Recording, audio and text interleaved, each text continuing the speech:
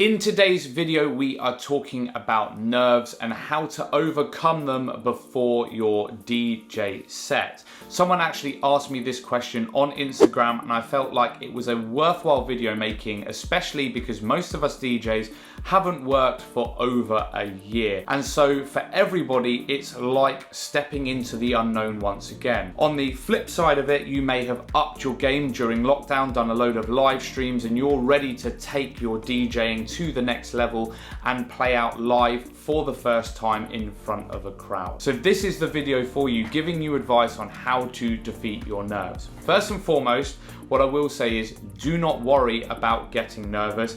Every single DJ gets nervous before a DJ set. Well, I certainly hope they do, because it is a sign that they care about the gig. Even I, to this day, before every single set that I do, even if it's a club that I know very, very well, I still get a little bit nervous before I press play on my first track. Now, I would say that an element of nerves is a good thing because it will sharpen your awareness of your surroundings, not only about the crowd, but also what's happening in the DJ booth, you know, how the mix is set up, the CDJs, etc., etc. So do not worry too much about feeling nervous. It is completely normal. It is when you let your nerves get the better of you, then it can be detrimental to your work. So now that we know that nerves are completely normal, natural, and they're felt by all DJs of all experience levels, how do you ensure that you don't let your nerves overwhelm you? Well, first and foremost, there is the easy way out, the easy option, and that is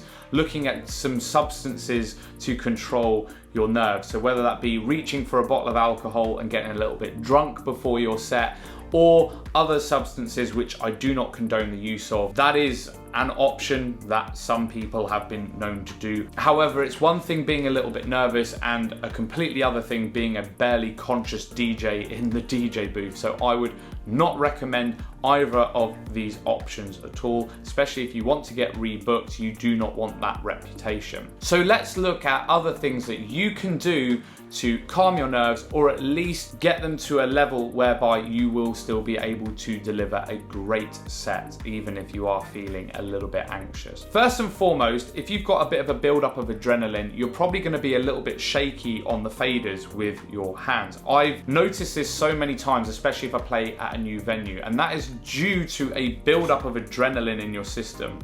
Now, this works for me. It's a little bit of a weird one, okay? But if you jump about a little bit in the DJ booth before your set, or go on the dance floor and just have a little bit of a dance, you will release some of that adrenaline, and trust me, it works. Second tip for you is take some deep breaths, do a little bit of a breathing exercise before your set. I promise you, again, this works for me. It works very, very well. And remind yourself that you are in control. You know, you are the expert. That is why someone has booked you to be in the DJ booth. The next little tip for you is to pick records that you think that the crowd will like. Don't go too obscure, but also have backup options available. I have in my record box or my laptop what is known as my DJ safety list. So if I feel like, oh God, I'm losing the crowd a little bit here, they're not really going for what I'm playing, then you've got a list of records that are almost guaranteed to work in 95% of cases. I'll give you an example of this. Robin S. Show Me Love is a house classic that never really fails to work. So it's those types of records that have your little safety net if you feel like you're losing them a little bit. Also, having the knowledge that you've got the safety net in the back of your mind will enable you to feel more confident before you go on, okay? Because you've got something to fall back on. And then finally, forget about what other people are thinking. You have been hired to deliver that DJ set because the club, the promoter, whoever's booked you, think that you are the right person for the job. Who cares what anyone else thinks? Have a good time and just enjoy your set. You are doing the best job in the world. So many people would love to be in your position delivering a DJ set. So it's just important that you enjoy yourself. And then final point, just to finish on, is that nerves are really, really short-lived. Once you've played a couple of tracks, your nerves will disappear and you'll forget that you were ever nervous.